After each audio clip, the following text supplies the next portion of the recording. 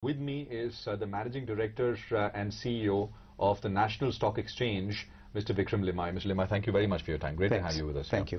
How do you see it as an exchange, the fall that we've seen over the last couple of days? Yeah, so I think I'd like to make a couple of points. One is it's important for market participants and the general public to know that there is no reason for any kind of panic or concern surrounding the risk or the risk management systems relating to the market. So all settlements are happening in a very disciplined way. Margins are intact. People are putting up additional margins wherever they are required. And the risk management systems are functioning well. So that is one part that is important for people to understand. Second, the fall in our markets is not different from the fall in Asian markets or global markets. Sure. So if you look at the Hang Seng or the Nikkei, they have also corrected 7 to 8%. You look at the Dow Jones, that's corrected about 7%. The Nifty is corrected about 6%. So it's not that the fall in our markets is any different from fall in global markets. We are not disconnected from the world. You had, the exchange had increased margins quite substantially starting February. The month of February, right? Yeah. I mean, was there an anticipation? So it is obviously from a risk management perspective. This is something that SEBI had a meeting with the exchanges, and what has been put in place is what is called a surveillance margin, which is an incremental margin based on some sort of stress scenario that had to be modeled given the run-up in markets, and whether clients had adequate margins or not, and where there was a deficit in margins, we were getting additional margins from clients. And all that has been happening on a daily basis in a very normal way, including in the last couple of days where the fall in markets has been sharper. So which is what I said right at the outset. So there has been no problem in terms of collecting additional margins where required. There has been no problem from a settlement perspective. There was a step factor increase in February, starting February, substantially, right? There was an increase, and that had to do with only people who had positions which would have resulted in a stress scenario, resulting in a certain amount of loss that we wanted people to put up additional margin for. So now, with the benefit of hindsight, with the fall, I mean, seems like a wise decision in that sense. I mean, to have increased. I mean, it's not about hindsight. I think in terms of proactive risk management, we are very alert to what is going on in the markets, and SEBI is also very alert on what is going on in the markets and where risk is building up in markets. And you know, obviously there are very regular conversations between SEBI and the exchanges to try and understand how the markets are developing, where risk is building up, what needs to be done from a risk management perspective. There's been a big increase in prices for mid-caps and small caps specifically, and routinely there have been market veterans who come and say maybe that is where one needs to take some froth off, and that has been happening. I mean, you agree with that assessment? I mean, look, if you look at the correction as well, while the Nifty is corrected 6%, the mid-cap and small cap index have corrected about 10%. So the correction in the small cap, mid-cap part of the market has obviously been much higher than the overall market correction in the Nifty. And so from that perspective, again, given that those stocks had run up quite sharply, a pullback of 8-10% is not large. I mean, you're an exchange, so I'm going to not maybe be a little careful with the question, but I mean, nobody interfaces with more investors than you do on a daily basis. Any chatter, any feedback that you've picked up with what we've seen globally, not just here in markets? No, I think, see, look, there's been chatter about whether this has to do with long-term capital gains or not, or it has to do. My own view is that the market will factor in whatever it is from a government policy perspective that has been put in place. The broader thing is that this is a correction in global markets, and we will not be immune to any kind of global correction. And so a large part of this correction has to do with the fact that the Asian and global markets are also correcting quite sharply. And so that's specifically with regards to the long-term capital gains, you think there has been some pushback there and unhappiness, so as to speak? No, look, I mean, no. If you talk to anybody who has to pay taxes, nobody is going to say I'm delighted to pay taxes. But the point is, it is a government decision. They've taken it on balance after weighing the pros and cons, and the market will adjust to it, move on. I think if you end up paying 10% tax on gains that you've made, if you believe that it's an attractive investment destination, people will look through that and look at the medium to long-term benefits of investing in India. Sure. The other platform where there has been humongous interest is the Emerge platform. I mean, the SME platform. Is there any signs of sort of frauds there in your assessment?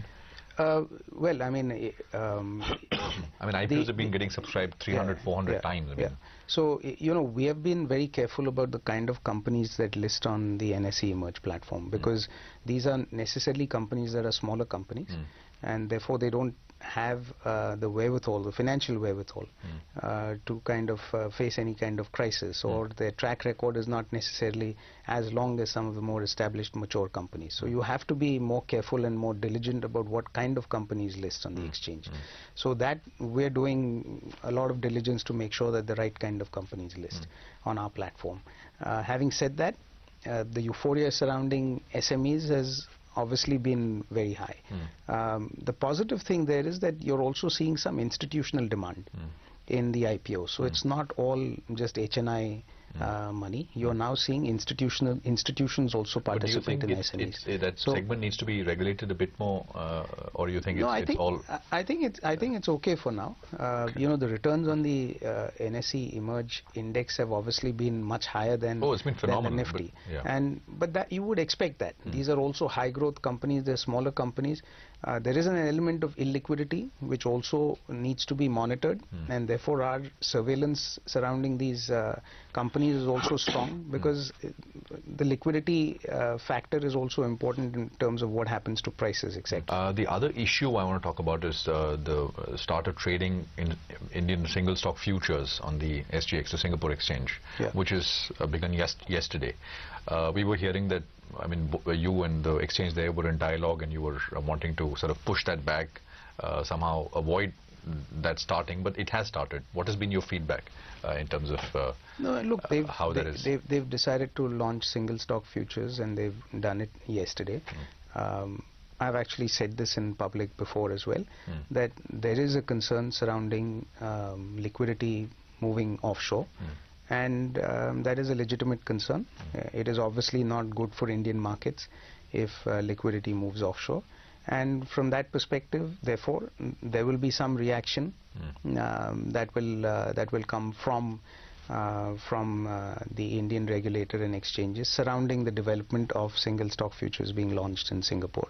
I cannot get into more details surrounding what that could be, but I've said this in public, and I've said... You're saying there will be a response from regulators here in response to the exchange they're launching? Look, there is like I said, there is a concern surrounding liquidity moving offshore. Now, if there is a concern surrounding liquidity moving offshore, something needs to be done about it.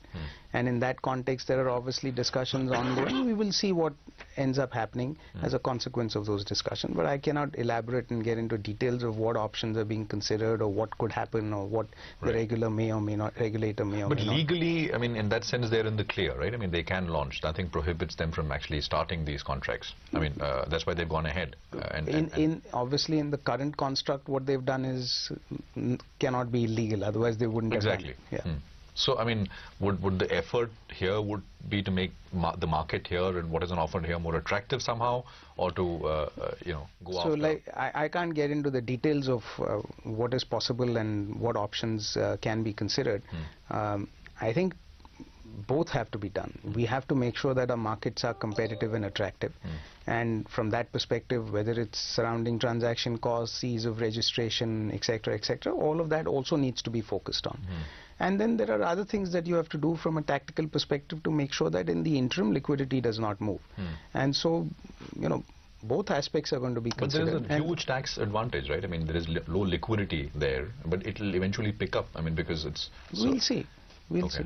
I mean, it's early days. They've only launched yesterday, and like I said, what our response is likely to be, I'm not at liberty to get into details. But we'll have to see how the situation. But they launched 50 contracts and 50 single stock futures, and they plan to go up to 100 pretty soon. I don't know what the details are, whether it's 50, 100, but as of yesterday, since it was only day one, I think from the details I have, there were contracts in about 10 or 11 securities that were traded. Does this impact the prospects for, I mean, NSE? Because, I mean, there was also NSE going public, right? I mean, how does that... I don't think it has a material impact on NSE's business per se, but my point is that from an Indian market perspective, you don't want a trend of liquidity moving offshore. Sure. And therefore, you have to do what is good for the Indian markets and for Indian investors as well. And so that is what... But sure, at this point it will not have any... But volumes pick up. I mean, this is essentially taking away volumes that NSE would have been facilitating to another exchange, to another platform. Yes and no. If Right. that were to be the case, then obviously it would have an impact. But you can also make the case that these are investors that are not necessarily trading in India, that are moving the volumes that they were doing in India offshore. There could be incremental volumes that could also build there. Could be a mix of both. Could be a mix of both over time. Right. Yes. Where is the going public effort really at the NSE at this point? I can't give you a timeline because unless we resolve the regulatory issues with SEBI, which are still ongoing, I don't have a visibility on the timeline of resolution of those issues. So the timing of the IPO would be contingent on when those regulatory issues are resolved. And I was going to come to that point next. I mean, HFT and co-location, where is that issue? We understand that the report on brokers will be submitted by the end of the month. Yeah, so once they have all the information that they need, once SEBI has all the information that they need surrounding this matter, then SEBI will have to decide on next steps that SEBI needs to take in order to resolve this matter. Final order has to come from them, and then it moves forward from there. No, order is the final step. Right. They have to, once they've got all the information, they've got to decide on next steps in terms of what they need to do to facilitate a resolution. In your assessment, will we see the resolution this year, 2018? I mean, you try for That's it, certainly of course, my hope. That's certainly my hope. And then, I mean, the process of going public? So, once we have some visibility of resolution and what that resolution is likely to be, as we've said before, it will involve refiling of the DRHP, and then there is a process to going public. Mr. Limaye, thank you very much for your time, sir.